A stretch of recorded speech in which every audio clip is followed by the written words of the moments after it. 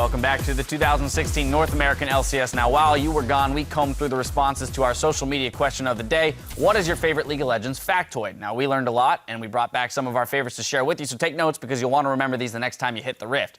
Our first fact comes from I Do Berlin, who writes, did you know Fizz can insta-trigger Thunderlords by using W plus Q? Auto attack modifier plus attack damage and spell damage, hashtag feeding time. Yes. Not the only champion, though, that can proc things off of 2 actions. Yeah, my favorite one is Lux. Q or E into an auto attack is going to trigger the spell's damage plus her passive plus her auto. Really? As an AD carry, I would think that you'd like the quirky, just turn on Gatling gun. Just turn on Gatling gun and you run face at them. Yeah, but like you actually can technically do it with just one action. Sure, yeah. Just Morgana does it. Misfortune does it. Misfortune, another big one. Sure. Misfortune poking lane through Thunderlord's procs is one of the most frustrating things. Before Misfortune Make It Rain was nerfed, even support, it's still good. Support AP Misfortune was definitely a big thing, and it could chunk you out, but Specifically Misfortune Soraka, you're silenced in the slow zone, so you're going to get rooted too. It's actually pretty Kobe wants to learn something for the first time here. He doesn't want to know things he already knows. All right, our next tweet comes from Grave Cascade, who has some Poppy info. Poppy can be hit by her own ult if you devour her with Tahm Kench. Well, we actually saw an instance of this earlier in Korea this week. Check it out. Oh, Duke may not win this one. In fact, he's going to get flash. I didn't even know that was possible. I didn't know that either. He's like, take me away from here, Tahm Kench. Let's leave this place and go someplace safe together.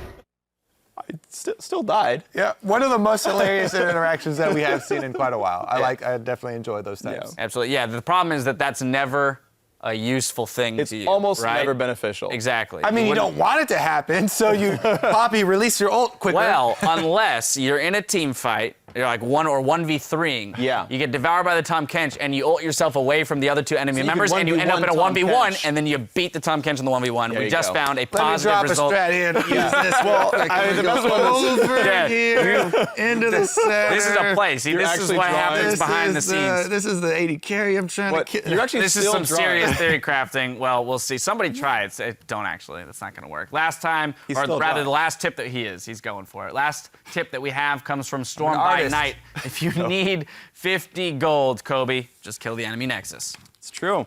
That one's in our game already, though. It tells you that on loading screen. That is a little, well, but you don't always get that tip. Maybe somebody's been that unlucky that they haven't gotten it. Unlucky. So useful. There's actually an even better did you know for this, by the way, is that that had to be hard-coded into the INI of what a Nexus is. If you don't actually have a gold value explicitly stated, everything's worth 25 gold just via the League of Legends engine. Like Shaco clone. Yeah, like that's how wild. Clones work that way, wards used to be worth that much and whatnot. So someone had to go in and edit like nexus.ini and be like, yeah, this is worth 50 gold, homies. Like, it wasn't worth enough on its own. So they had to go through the trouble and be like, you know what? For winning the game, you need a bigger more reward than 25. You deserve more. Gotta be at least twice that much, 50 gold.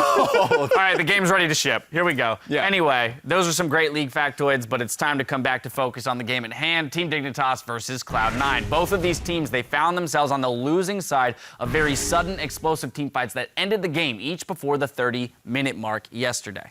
Yeah, and Cloud9 put in high, right? And he's the guy who shot calls in really troubling situations. And apparently the curse wasn't high. It was only high on Alistair can win, maybe is the one, or it's just Saturday versus Sunday. But either way, they got out shot called, and his individual play wasn't actually good enough to do well on Braum. And I was gonna say you did hit that point there really briefly. The champion pool calling into question here for high. We saw the Alistair banned out, the Braum play not quite on point. He definitely looked uncomfortable on Braum, so I do expect more teams to ban the Alistar versus them or take it away. Kiwi Kid is a great Alistar. Yeah. He's had some game-winning plays that actually got them back into the LCS on that champion. Meanwhile, though, I think that this top lane is actually, it might be a soft spot here for both teams because Balls and Billy Boss both have had sort of a rough start to the split. Balls, he's 12 out of 15 top laners since we've got so many substitutions. We've had so many substitutions, in KDA and damage per minute. Meanwhile, Billy, he only came in later and has had less time with the team, obviously, but he is sitting at 14 out of 15 right now for the KDA as well as the damage per minute in that top lane. So we'll see if, which one of those guys can get the advantage up there. Exactly. Both of them will be looking to improve that ranking today. But two of the other members that I then want to look at on the side of Dignitas is Apollo and Shifter. Now, these guys were performing quite well in week one, particularly Shifter on that Anivia and that Ari, even in a loss on the Anivia. But these are the guys who, if Billy Boss isn't necessarily stepping up to the plate, those would be the ones that I'm looking to really come out with those individual performances again that can kind of carry the rest of the team through it. Yeah, honestly, Shifter was just great on control mages and also specifically Ari just as a one-off champion to the point where, like, I think it's just a good ban against Dignitas just to limit him to fewer styles. But yeah, his Anivia was great, 8-2-7, had a couple of great Ari games, and then it got worse. In general, though, Dignitas as a team just... their shot calling has never been a strong point. And it's so chaotic and haphazard. It feels like they never have someone with really good game sense calling the shots. The millions of Baron throws, the way they lost that previous game where they overstayed, not realizing that Rek'Sai and Lulu are things. And this continues to bite Dignitas in the ass, and they need to figure out how to just stably play a mid game. Yeah, both of these teams are very clearly still trying to figure themselves out. And with that, let's see if either of them have done it. It's time to send it over to the casters for the play-by-play. Thank you very much, Dash. I was getting ahead of myself. We are about to check it out because we're getting into the starting lineups. On the blue side, it is Team Dignitas.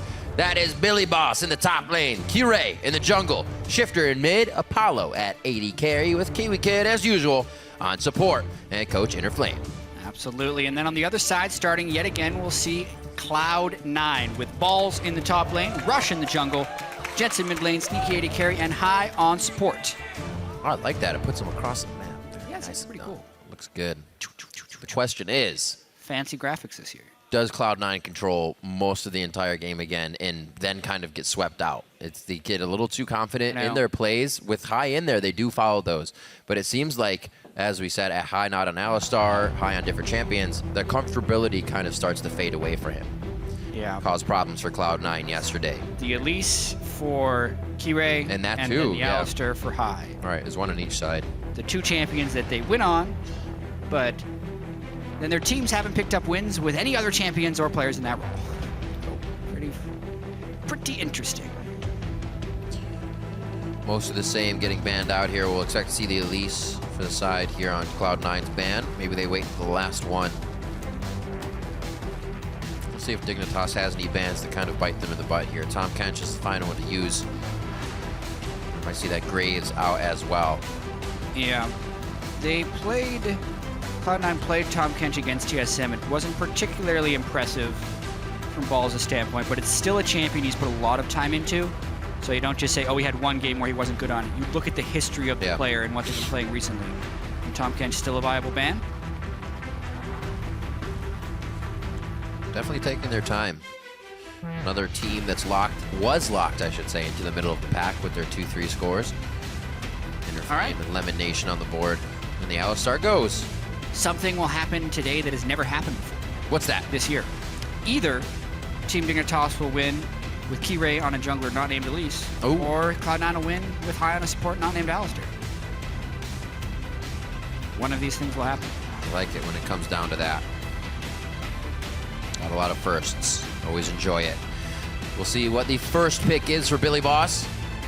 What they decide will be a priority pick. The Callista's up. Apollo's been really actually having a good time, I believe, on the Lucian. Gangplank is also a ban. We had a game where Gangplank wasn't picked or banned yesterday. Is this number 2? It's a little while to see, but it will be the Graves lock-in first for Billy Boss. There was a bit of discussion going on there for Dignitas, so they're saying this for what? What are they giving up here? Yeah. Well, there's a lot of things. Corky's been banned pretty heavily today, and there's the Gangplank. I mean, Cloud9's going to be able to play it. Balls grinded a ton of Gangplank before Worlds even, so he's been experienced on this champion for a while now. Was that like a Diamond 2 Gangplank or something? Something like that. We'll see. I actually like watching the pros use how to use the barrels. Some of them are very, very highly skilled in that. Some you kind of get one barrel out, and the play really comes from the ultimate cross map. Ball's usually having a global presence on his players. We've seen the Shen lately. Now his Gangplank. See if he can carry a game on it. Yep. Jensen may get that Corky mid as it goes. We saw Shifter on it just recently. The bans or the picks have really been putting Corky onto the Rift recently. Poppy and Callista are going to be locked up. I was wondering where Callista was going to be going. Now in the hands of Apollo. Yeah, we're really starting to see some very consistent patterns with the top pick champions here.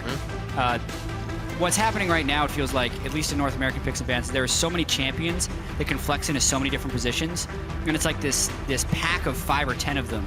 So teams are literally just trading them and picking down the line of who is powerful, because Gangplank can go top or mid, Corky could go mid or bottom, Poppy can go, you know, jungle or top, Graves can go jungle or top. So you just pick it, and it will fit somewhere in your team composition. It's like what Immortal said yesterday. I was like, wow, you know, how do you guys come together with a composition like this and just make it work? Because you didn't have much engage going in. He's like, I got it on champions like with OP picks, man.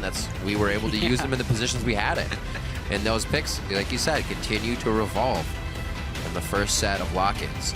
Let's see what else we have. Morgana Nidalee is going to be locked in. Rush will try his hand on that once again. Yeah, and once you get through those champions, then you get to the actual formative picks of the team composition. And in this case, it's Morgana and Nidalee, which again puts Cloud9 in a very poke-based team.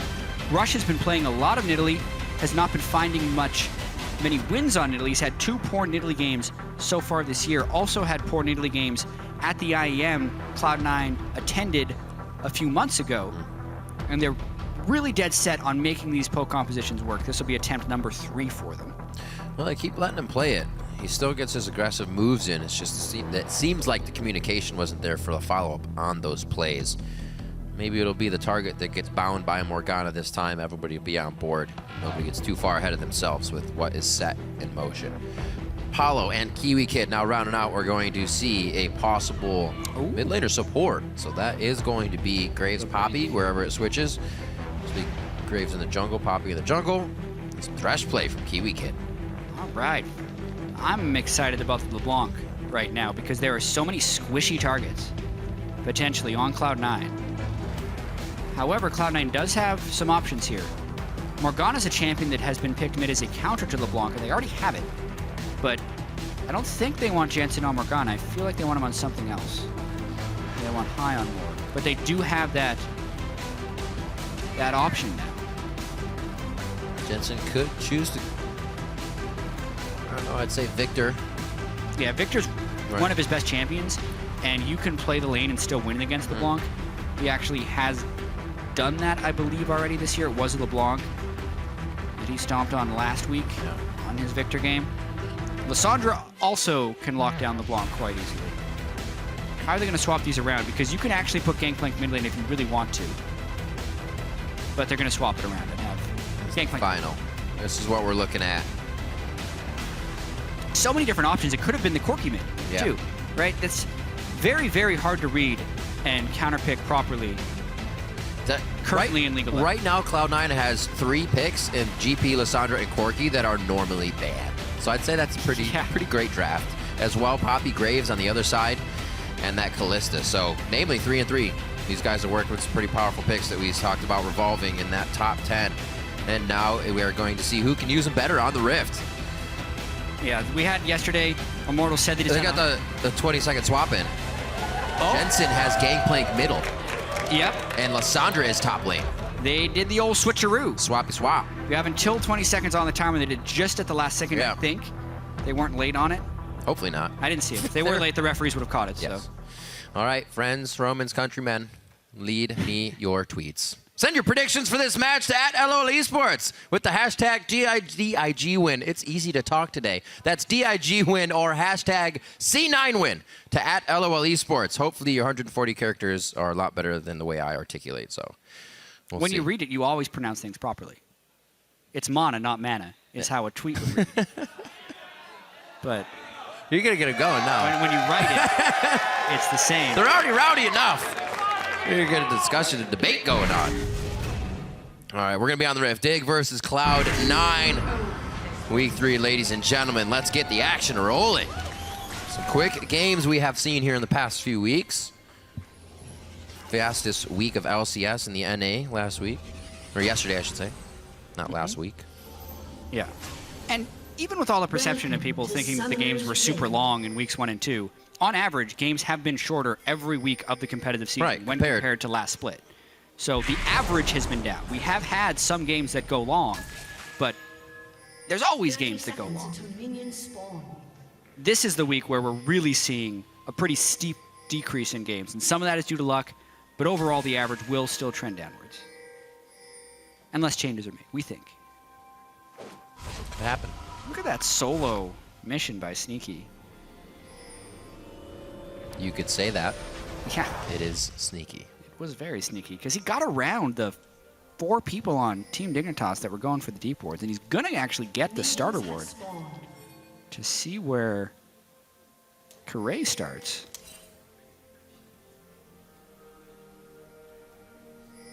Sneaky little move, but I don't think that really leads to many advantages outside of them knowing where Graves will be very early on into the game. Rush likes to do this every time. He just sets up as many traps as possible early in the jungle to maximize the speed of his first jungle clear. And Sneaky and High are giving him damage, with which Rush will still take the full set of experience. Nope. Let's get that last hit in. Yeah, there it is. Yeah, Rush is very good at all the little intricacies on jungle Nidalee, like animation canceling. Right after he throws a spear, he throws the trap down so he gets everything out as quickly as possible.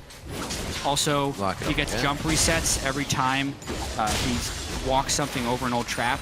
So he's really just very, very, very fast and good at Nidalee. And another great jungler, Graves, with those shell knockbacks. Very, very healthy in his way around the jungle. All the tricks of the trade. You see him right here. So just the camp behind now. Looks like Rush did get a bit quicker of a movement, and he's going to utilize that speed. Hopefully he's not seen by the Callista Ghost as he moves through the jungle, but he's going to look, get right on top of this red, and it just turned around as he got there. He may, however, meet up with Kirei, but Kirei, wow, right under his nose. Yeah. When you're doing a full clear, oftentimes you want to wait on the red buff because you want the maximum efficiency, and he's out before Callista sees him. Wow, that's Rush. So Thunderlords across as well for C9, but yeah, go ahead. Rush full cleared his jungle, made it all the way down, jumped through and got to the red, and you can only do that quickly. Notice about a second after he left, Kirei was going to be able to go and check that. So because of the hundreds of games that Rush has played on Nidalee to maximize all the little things of that jungle clear, he actually missed out a little bit because Sneaky and High, he couldn't track the damage they did. So like the one auto attack wasn't quite perfect on Right, yeah, the ending when he tried to walk away. Yeah, but all the stuff that Rush does just with himself on Nidalee is hyper clean. Yep. And because he did that quickly is what gave him that small window of opportunity to make it in before Graves could get to the red buff. Very nicely done.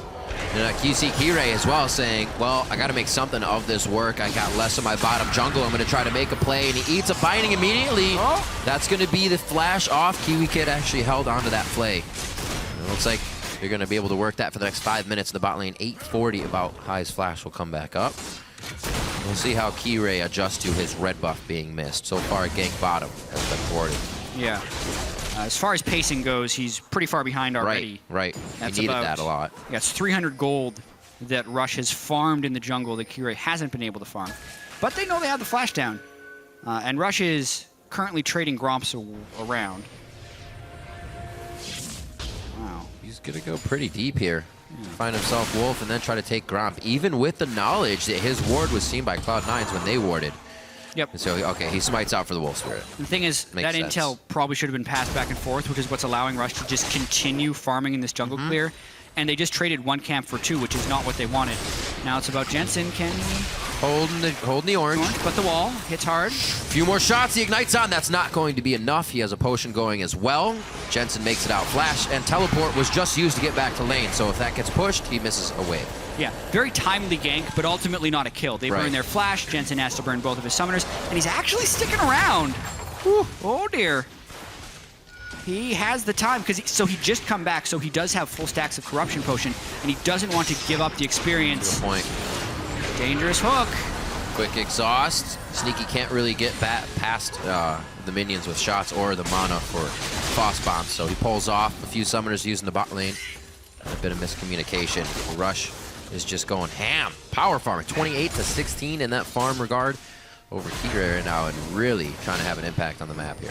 He is, but the other big impact in the game is KiwiKid in the bottom lane landing a couple death sentences onto high, forcing Flash, kind of slowly burning all the summoners, exhaust down, heal down, just the Flash on a Sneaky. Meanwhile, KiwiKid has only had to burn that Ignite, and that is all culminated in what was, before they went back to base, a 15 CS advantage in the bottom lane, which is quite substantial and is doing some work to try and make up the speed discrepancy between Rush's Nidalee and Kiray's Graves. Right. I also just like what Kiray's Graves did, pulling the Raptor down out of it, and his smite was not triggered on the ward Rush tried to cheekily place inside that pit. Usually you see people trying to blow the Raptor vision. He got out, so sneaky little move. Rush, control of Scuttles, pretty much extra gold for him. Wow. Movement around the map for Nidalee is that much better. Damage being bought up here, as we would figure from Kiray. Rush has that Tracker's Knife already out with high on the roam towards mid lane here. He's just doing that. That's it. Just Rush's speed run in the jungle. Level 6 by 5 minutes and 54 seconds. Super fast. I don't think he took lane experience for any of that. No, it did seem it. Yeah, all jungle. Trying to remember if he got back. We just saw him in lane, but he was walking past Jensen early. Yeah. Now maybe he'll gank, since he's farmed up until level 6. There's a ping from KiwiKid. Shifter still has the distort to get out and double if he wants to. Mimic that. High reads it. He's going to have another one. He's going to use it, but very nicely done there to get some out of Shifter. Oh, Billy. Ultimate up on the balls, and he gets knocked down. Flashes with the auto already in swing. Wow, that was a massacre for Balls right there. He didn't return damage, burned his Flash, still died, and got him that low. That is not a good sign. He had a CS advantage because he'd been shoving Billy up into the turret for most of the lane, but it looked like Billy had gone back for a Spectre's Cow, and Balls just hadn't matched with his recall yet. Cost him a kill. Overstayed. Nope. Oh, just on the edge. So the movement here from Billy Boss on this Poppy in the top lane. He was 2-4-3 as their win over Impulse just yesterday. He's been doing good things for the team. There are questions about him, but he seems to be stepping up. So looking now, this Cloud9 high on Morgana, as well as Kiray's Graves. Remember those two we were talking about, not Alistar and not Elise. A quick black shield saves him, but I don't think they would have taken that anyways. Good pressure from Dignitas, though, to keep Cloud9 pressuring the bot lane. Really big advantage from this Apollo and KiwiKid lane. Not only a CS advantage, but an experience advantage. With a level 6 Kalista, they can make a lot of plays. Oh, pink ward. We'll at least let them know he's there. That's the thing. Last season, it was much more punishing to get a pink ward killed because it was much more expensive, and you could also otherwise place stealth wards that you buy in base. Right. This year, the fact that you can only buy the pink ward and that it's 75 gold, it's almost like a half-price pink ward from last year. So getting them down is really punishing. It takes, getting them down is not nearly as punishing to have them killed as it was last season, since they're so cheap. Yeah. And since you're still getting the vision anyway, with which you couldn't otherwise have had. Yeah, it doesn't feel as bad to move one up if you have to either. I'm wasting it, but this could die faster. It's all kind of takes away the problem of it. Looking at about an 800 gold lead right now in for Cloud9. And this is one of the first times we've actually seen High and Sneaky pushing back towards the turret. See how they act there. No pressure from Kiray on this one, but pressure mid from Rush. He's a higher level. Rush is a higher level than both mid laners right now. But he still hasn't had an influence over the game. He needs to be able to find these fights. He makes it up to top lane faster than you expect because of that speed shrine. Here they go. Oh, the claw in. Alerted Billy Boss. Uses W. Gets himself out safely. Will Rush stay for more jungle? He pings in. He says, I'm going to go find myself a blue buff. But also a Kiray misses that smoke. End of the line damage goes in. He got it. He got blue buff. The Rush gets away with it. Trying to steal it. Shifter goes in. He throws one more sigil. Rush over the wall. And Rush goes down. Shifter able to pick that up. Yeah, who really got blue buff is Shifter. Yes. Because of the patience from Kiray. And it punishes Rush's relentless playstyle on Italy. You know he's going to go there. Rush has a very one-track mind when he's farming on Italy. It's, I can go anywhere, and I will without hesitation, because it's all about efficiency for him. But honestly, that's just well countered there by Team Dignitas. Kiray waited for him to hop in, got the Q against the wall, And then barely Shifter's able to finish him with all of his summoners at Ignite, but it still counts. They get the kill on a high experience, high level rush, which means it gives more experience than it would normally since he is actually out leveling the opponent. Yeah, and they get the blue buff back for their mid laner. Really well done. Maybe he thought he had a little bit more protection from Jensen or whatnot, but it's not that easy to stop a LeBlanc, especially if you know crowd control and nade. I saw Shifter just pick that up. A guy we've been looking to kind of carry the team. We know him for getting those triple kills in fights, and very impactful fights, and being the guy to have a 4-0-4 scoreline somewhere in the mid game. This looks like it could be one of those. Yeah. Hot lane pressure. Gonna get some good tormented soil down. Corki has hit Sheen and gotten the missiles. So the poke is becoming quite powerful in that bottom lane. Doing their best to catch up, but the CS advantage was pretty huge. It's hard to get it back just by shoving. The nice thing about Graves in Italy is as much as Italy will farm, Graves still has kill pressure because his burst is just so incredibly high. Of course, Rush has the farm pressure. And we've seen in the past Rush have some really dominating games on Italy, but this year it just hasn't been the case. We haven't seen him take over a game yet, like he used to on Team Impulse last year.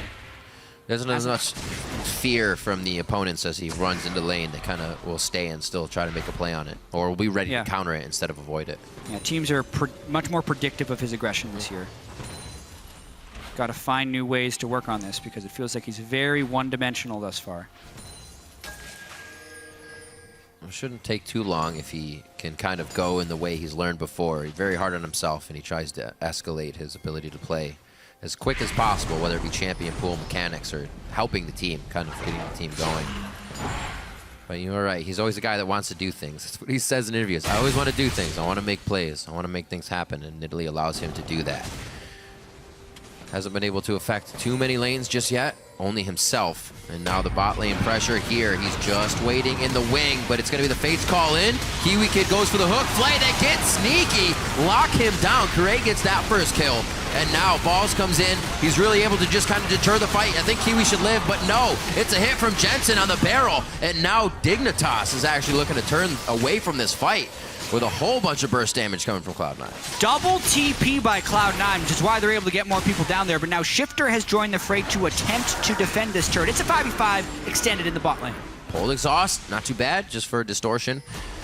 And the turret looks like it will stand as everybody starts to disperse. Balls is going to back on a ward. They see that, but no worries. And double TP is definitely what Cloud9's been waiting for. They've held their breath until this long. Everybody hit it real fast. Yeah, and Team Dignitas saw Rush, and they were looking for a 4v3 counter gank. But Cloud9 can just as easily match, except they match with 2 teleports. So while Sneaky is bursted down, so is basically Kiwi Kid, who's standing right next to Keyray. But then because Cloud9 had 5 people there before Team Dignitas did, they got a bunch of damage down to Billy Boss. But at the end of the day, it was still just a trade. That turret falls. Looks. Did he teleport back? No, his teleport was to the play. That's right. So we walk back to lane with Claw, gets bottom TP or bottom turret, and we'll see how they continue to clean up the map with mid not being down. It just leaves Shifter in there to clean up all these waves that Jensen puts into the turret. It shouldn't be too hard.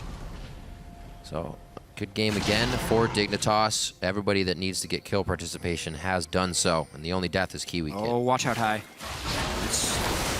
Just got to get one more shot, and then he could burst him. Ooh. 100 health. Actually, 2 more shots, apparently. Because he did get the 1 more shot. He was a little too far away on that last shot. The closer you are as Graves, you can hit with all 3 of the pellets to do more damage. Very good attempt there by Keyray to get the kill. Will force high into a recall.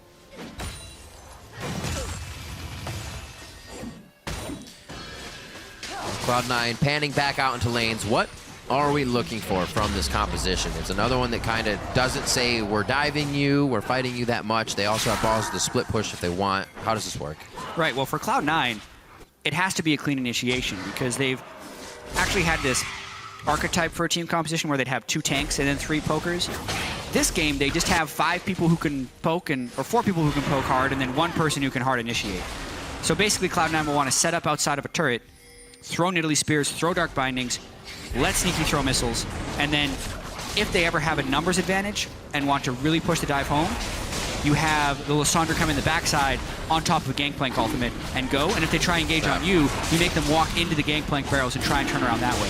Cloud9's composition is basically an overload of damage, but it's highly poke and push oriented. I actually saw a bit of those ultimates overlapping each other with Balls and Jensen throwing down the Glacial Tomb and Gangplank's ult. And pretty much the same circle size. Just all that damage right in the same zone. Gangplank ultimate is terrifying. And you can lead it if you want a huge slow path. You have 2 giant slow circles that the team has to run through. And then if you look at Team Dignitas, they need Shifter to be really on top of his game, but it's going to be difficult because he's against Lissandra. So if he ever tries to land one of those big game-changing distortion and mimic distortions on top of the team, he either dies to a Dark Binding or he dies to a Lissandra ultimate in the process. So he's really got to be careful on the outside of the fights. Generally, he'll want Billy Boss to lead in, create some chaos, and then allow Shifter to pick off isolated targets. Too many minions just in the front for anybody to get a pull, to get a pick, or a chain. Cloud9 pretty much dictating the mid lane. Should be able to get a few more shots on this turret if there's no more pressure, which is a rotation from Apollo coming up from the bottom lane right now. He may just be warding for himself. Yeah, this is their numbers advantage, so they're going to be looking to land a poke shot and get as much turret damage as possible. That stings. I don't want to give it up that easy, that's for sure. There is a package in base for Sneaky to have. He currently is outside of base right now as those just spawned. And I think he's actually going to go get one. So that'll help no mid engages more if they try to, or if they want to get something down. Lane pushed by Balls. He goes back. We'll see where he starts to go. Absolutely. Zooming out down the bottom side is Corky. Wonder if he'll try to get a gank off with that. It's pretty tricky targets to gank in this game. You don't want to go trying to assault LeBlanc. Apollo would be a good choice, though, if he ever finds it. The split push, though, here from Team Dignitas, they have the ward coverage heavily in the blue side and around Baron. And oh, a party. yeah. Oh, just a troll steal. Sneaky going down the bottom side actually wasn't that great a call because they had no vision control on the other side, and they're very vulnerable to a push here. If not for that pesky Gangplank ultimate that totally takes out the wave. Bot lane, is they going to stay? There's pings down in the bot side here. They're kind of saying we can stay with this if we go even harder. But if we don't, then they're going to lose a lot because you're going to get Poppy down on the bot side right now. So Sneaky, okay, uses a payload to get up towards that red. Yeah, didn't have much time left on it, so wanted to use it for the mobility. Here we go. And they out-rotate. Right, draw the pressure in small down. part because of that. And then get the mid lane. So that was that whole play was turned on the Gangplank ultimate top lane. Cloud9 didn't have the appropriate people in top lane to stop a big push, so they throw a Gangplank ultimate down. And since Team Dignitas had then invested 4 people top lane, there was now pressure in mid and bottom. They chose to respawn to bottom lane, but Sneaky had the mobility to move mid, and they take top lane. And they're still behind on the play, so Cloud9 ends up getting 2 turrets off. Yeah, and this is perfect time for it to happen for Cloud9 too.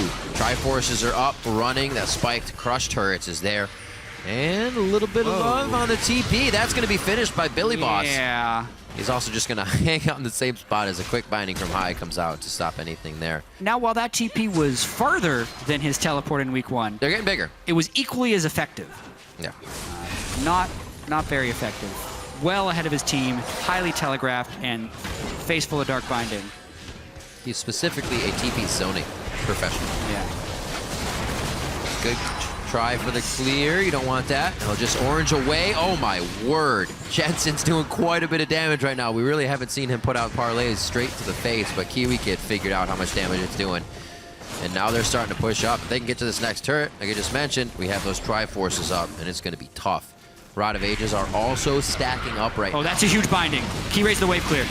Oh, back. He's able to get out of it. Whoa, Billy Boss going for Sneaky. It's Jensen Sneaky in a 2v1, and he is making it happen. Now it's a 3v1, and he may just be getting another kill on this. Doesn't have the range. No, he flashes in, gets the Hammer Shock down. Where's the next hit? Ultimate is already down for the previous play. Apollo over the wall now. They are not giving up on this.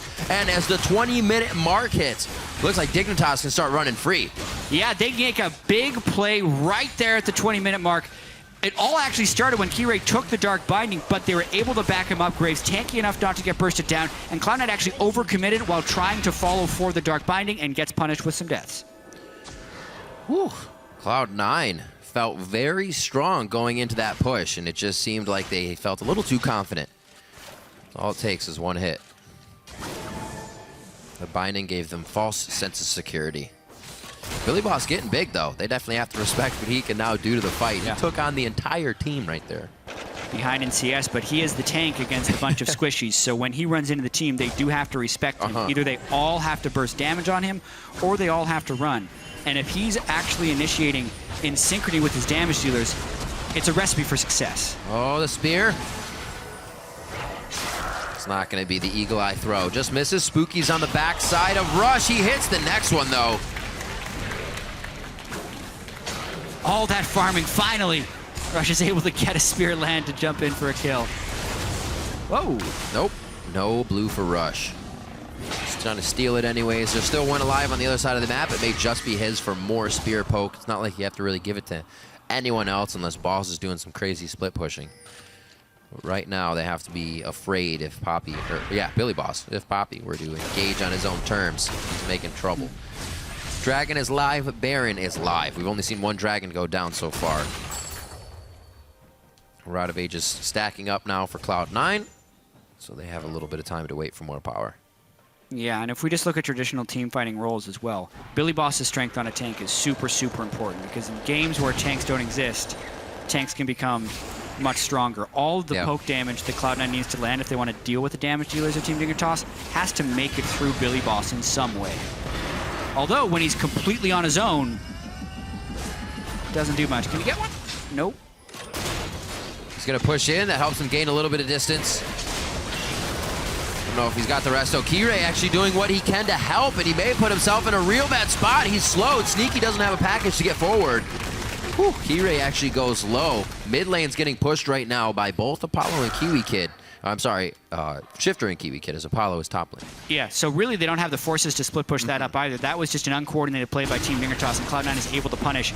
You can see how difficult it is for them to chase down the Poppy, but if there is no one to back him up and do damage to Cloud9 while they are trying to kill the Poppy, his tank stats are useless. Kiwi Kid goes into warding and security mode, so he puts that down inside the jungle. Now it is Apollo who has a lot of safety to work with this top turret in a bit of time. Home guards just started 3 minutes ago, so these second-tier turrets a little bit easier to save for Cloud9. They should be able to get this one and protect it. See this fight one more time for Billy Boss. Yeah, you can see they respect the Poppy ultimate, and he was trying to get Sneaky back without the Black Shield, and then maybe he could have ran away from Rush and Jensen.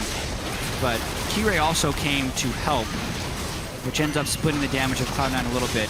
Enough spears land, though, for Rush that he can eventually pounce on for the kill. And Billy Boss was just up there when no other pressure was apparent on the map. Just not a smart place to be when you're considering where the rest of your team is. They may be getting pushed in once again here. They won't have Kirei right off the bat. He's trying to back at Wolves, but it seems like he gets stopped with the knowledge that the ward was being cleared. Yeah, that's a dangerous path to take. But Dig gets himself safely into position. So back and back go Dig towards their base. Cloud9 starting to move these wards up. Been very methodical, but only just a few minutes ago we saw Billy Boss take control of this exact fight. Will they be able to do it again? Now it's Shifter over the wall. He goes back. He didn't find the correct target. Kirei gets hit, and he is marked, but they cannot follow. Rush Billy Boss behind him. Billy is back. He teleported right into the mid lane, and they go straight for Jensen. They take down that true damage. He gets the ultimate on 3 people, and it's a quick hit. Knocks him straight up into the air. The claw back for Balls. He tries to get into a good spot and delivers the pain back to Billy Boss. The scatter from Cloud9 has kind of got Dig every which way as well, but Cloud9 still has to be very careful. Nice decisiveness by Team Dignitas there. As soon as Cloud9 went to set up the siege, they forced the fight with the teleport in from the backside. Exactly what you want to do. They only get 2 kills, though, so now the question will be how much ground can they take with all the low people of Cloud9 while they heal? Doesn't look like the wave is actually that close. The better choice is to deny resources in the jungle, so Rush comes out to absolutely nothing here. Good push by Dig. It seems like they can always find a way back in when things are at their worst. Yeah, so Shifter doesn't get bound going in on the first. That's a good step, but Keyray gets pushed back very quickly in the first play. Really, this shows you how hard it is for Cloud9 to deal with Billy Boss. There were 5 people staring him in the face, and they did not have the confidence of being able to kill him. Point Blank Ultimate gives a delay for the rest of Team Dignitas to catch up, but they still can't quite convert on these kills. He pushes one further away. Billy Boss was one auto attack away from killing High, but the ultimate stunned him and he'd missed his chain. Yeah. So a bunch of near kills could have been much more disastrous. But at the end of the day, that was a 2-for-1 for Team Dignitas, where they burned their teleport advantage and didn't take a turret on the backside. It could have gone much better for them. Yeah, a little bit cleaner and a few more takedowns, it would have netted them that mid and a much more forward warding to set up some more plays. Apollo will be able to safely make it out. He takes a chunk. And Dignitas right now fighting Cloud9 and fighting the vote. Cloud9 with a lot of vote here from the community. They're trying to put it down. Having High here in the bot lane, playing much better than he did in his bronze game to help set things up. Communication seems to be there for Cloud9, but Dig is finding the errors that Cloud9 is making in these small calls. Cloud9 really doesn't have the chance right now to give up continuing this push, or they just feed Dig with minions. True, and they had teleport advantage right there, which is why they were trying to make a move over to Baron, but they just do not have the tank presence to threaten enough of that. They do have the poke presence, though. Oh! That's a heal. That's a shield. That's a sated Balls made it in as well. That's one ult. That's only one ult. That still leaves a lot of crowd control and catch up for the rest of the team. Balls could use the ultimate. No, it is down already. Billy Boss getting hit. He's marked, but it was already used by Rush. He cannot get in on that jump as it's down, and it looks like they will start to head up and get some vision over towards Baron, something they have a little bit of already, and they can utilize to really stretch Dig thin here. And they still have Billy Boss's teleport down, so they know they've sent him back to base. There are not many people who can stop this. It is Shifter and Kiwi Kid who are front line to try and stop this Baron that's now only at 3,000 health. Apollo's not going to be able to get that many Rens in, or Spears, I should say. Oh, spooky ghosts. That's the slow they need. If he can you. hit it, it's going to give the speed to Rush. Fate's Call pulls him out. Rush would have had the bush movement speed to really capitalize on that. Coming up on 30 minutes here, Cloud9 gets Baron. They start forcing their way down mid, and it does not look like a great comp here for Dignitas to clear those Baroned up minions. They did not want to get flanked, though, with how low Balls was up top there. Spooky. No damage received. Oh. You need to do damage to interrupt the recall. That's why the smoke screen did not get him. High.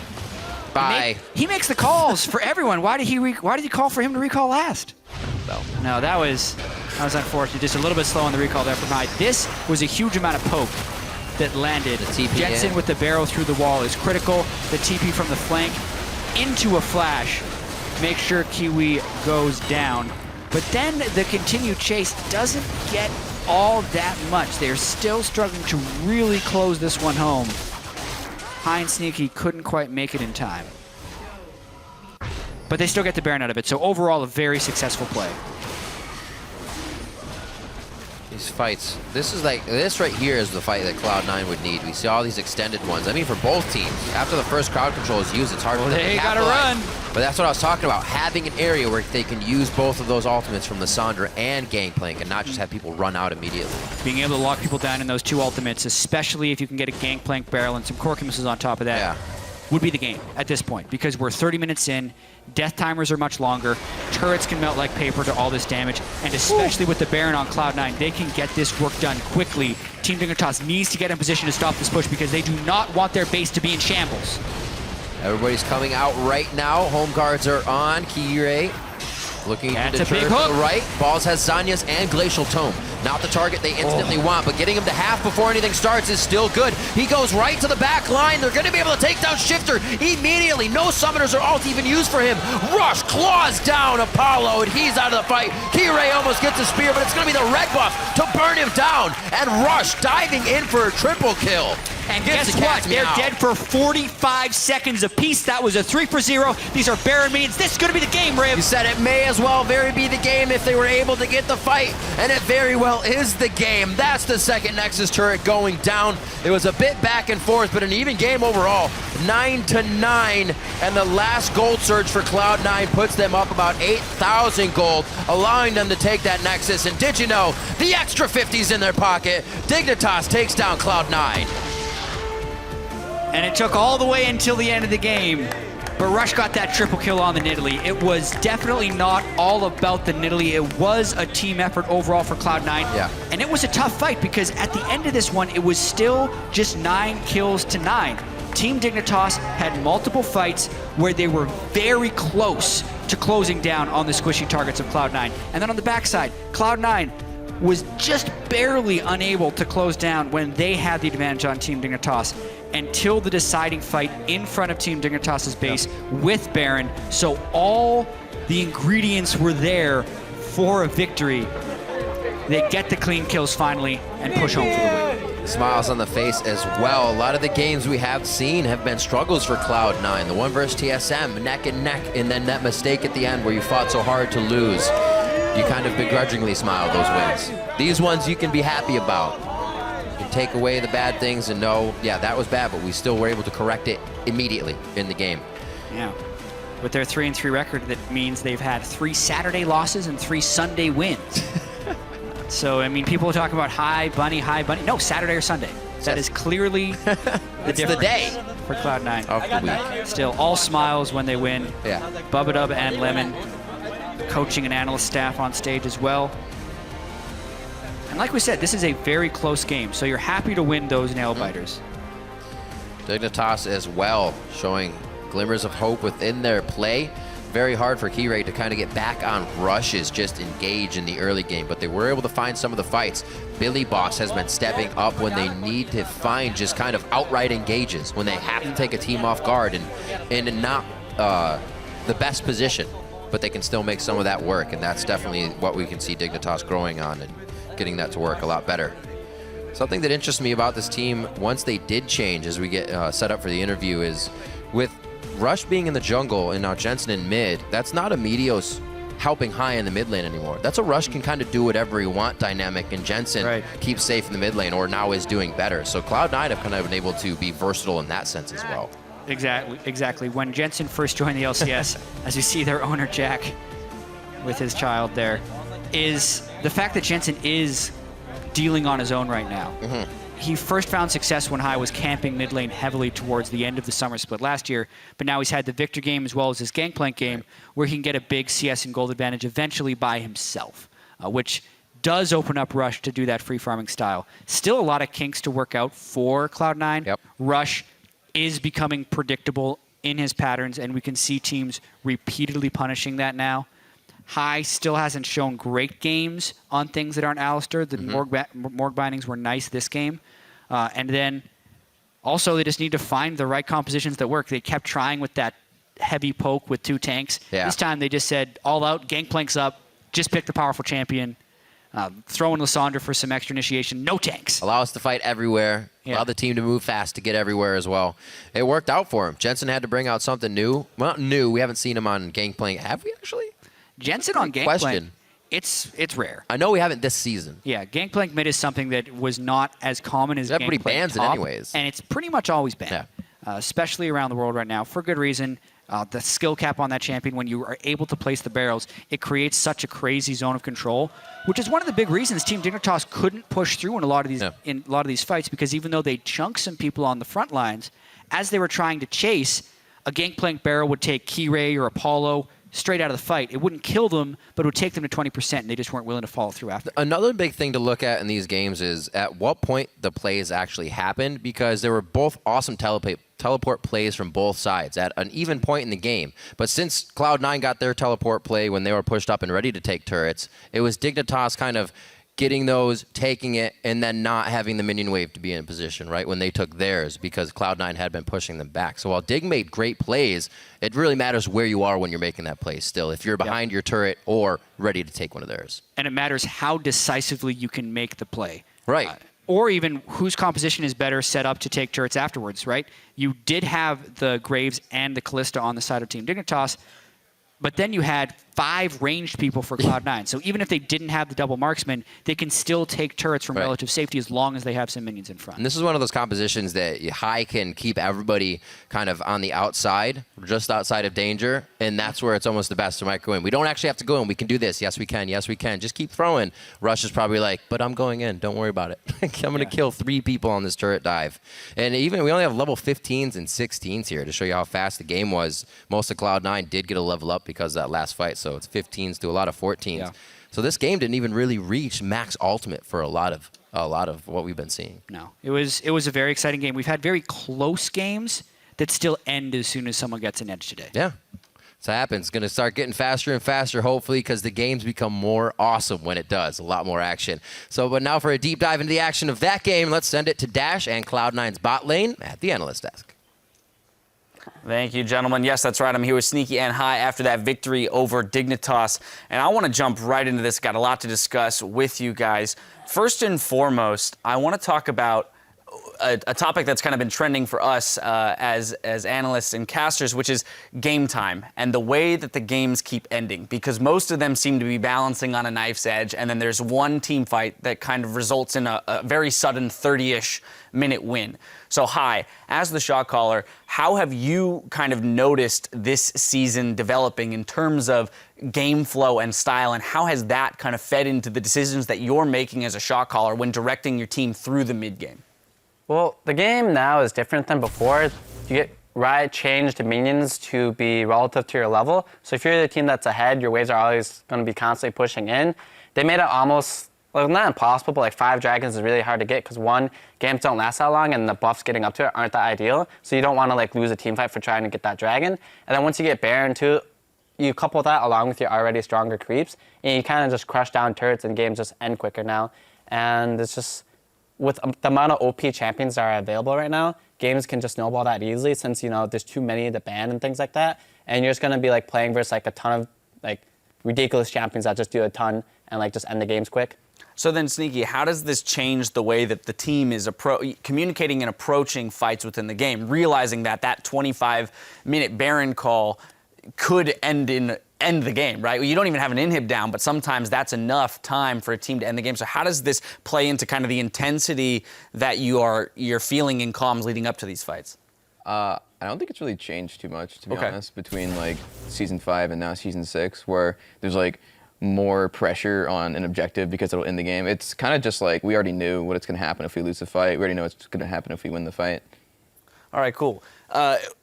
Targeting or looking at this game and kind of the way that you guys have been approaching champions, like Cloud9 has taken an interesting approach on champion select to win on red side. A couple times now we've seen you guys throw out a fair number of target bans, whereas the majority of teams are resulting in just, we're going to throw out the OPs. We'll keep the OPs off the table. Here we're seeing the likes of Bard, Elise, and Lulu thrown out, all very strong champions, but that means Graves, Poppy, GP, Corki are all still left up onto the table. Why is it, Sneaky, that you guys are so comfortable throwing out more target bans on red side and leaving these options open to the blue side team to take their pick of the litter?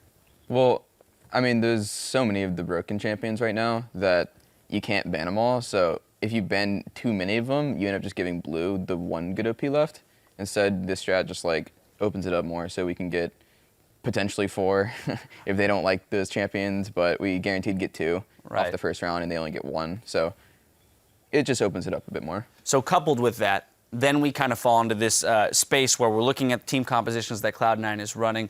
We've got GP, Corki, Morgan, Italy, List, a lot of poke, a lot of siege. We've seen you run compositions like this a few times now. High, do you feel that there is one particular style of play that is superior to others currently, and is that the reason why you guys keep going towards these kind of poke compositions? Well, regardless of how ever your team plays, right? There's always different things that will work for different teams. Other teams are really good at poke, other teams are really good at engaging, other teams are really good at split pushing. You have to find which one that you feel comfortable on and also balance that along with what's currently OP in the meta, right? So you have to play what's good and what's good for your team. And it's not necessary that we only play poke or anything like that. It's just that the current champions that are really good adhere to poke. So like Corky, he's really good, Gangplank's really good, and they both kind of poke champions. So it's not like we can only play poke. It's just that relative to what you're picking in the comp is what you want to like make your comp around. And champions support the play style. Yeah. You guys are able to play that, so you can go for it. And now, kind of taking a step back from the game, the dynamic of Cloud9 as a whole. First to you, Hai. What does it look like behind the scenes in terms of practice and splitting time with Bunny Fufu? And what does that relationship between you two look like in terms of practice? Well, it depends on what we're planning on doing for who's playing in the games. I watch Bunny play the games, and he watches me play the games. Granted, he watches me more than I watch him, but as far as scrims go, he does really well in them, and he does not like just as well, if not as good as me. It's just he hasn't been able to translate that the practice into a stage. So I think giving him more chances, I'm sure he could like pull through and like win, since he plays just as good as me. And as far as like the dynamic between him and me, it's gone pretty well. He's like a little brother to me, and we work out together. We talk all the time. He's like constantly in my room. He like takes naps in my room too. So it's just like he's like literally around me all the time, and like we're just like learning a lot from each other as people and as players. Great. I mean, a supportive relationship. We look forward to seeing him on the Rift again soon. Sneaky, you're the other half of this whole equation, though, where you're the guy who has to play with two different supports. So for you, the practice dynamic, what is it that you kind of adhere to in terms of maybe making a switch between them, knowing, okay, Hai's in the game, it changes my play in this fashion, versus Bunny Fufu being in the game, I've got to assume a different play style? Yeah, that is kind of true, because I haven't really done it too much so far. I didn't really think I needed to, but when I'm playing with Hai, he's like usually pretty talkative. He's like asking people questions, and then he's doing the shot call thing. Whereas with Bunny, he still tries to shot call, but I think I need to take my own more command when I'm playing with Bunny, and that's something I need to learn throughout the season. I think that's partially why it hasn't worked so well. It's not even just me, it's like the whole team that needs to step up and make Bunny not like the sole shot caller. Well, it's only week 3. We're early into the season here. Things are looking well for Cloud9, 3-3 after that win, so congratulations on it. Thank you both for the interview. Coming up next, Echo Fox will take their shot at breaking Immortal's flawless winning streak. Stick around. We'll be right back after a short break. Perfect. Everyone has to talk a lot. Tell me what you're up to. Jensen, always think about what you want to be doing and what you're going to do next, okay, buddy? Yeah, Jensen. And I'll do my best to help everybody out. Sneaky, we're going to double kill our lane. Can I have everyone lower a bit? Kiwi Kid goes for the hook. Flight that kid, Sneaky. Lock him down. Gray gets that first kill. I'm on Jensen, Okay. I'm on Jensen. Yes, sir. Yep, keep moving, keep moving. Keep going. Nice. He goes right to the back line. They're going to be able to take down Shifter immediately. No summoners or ult even used for him. Rush claws down Apollo. Did you know? The extra 50's in their pocket.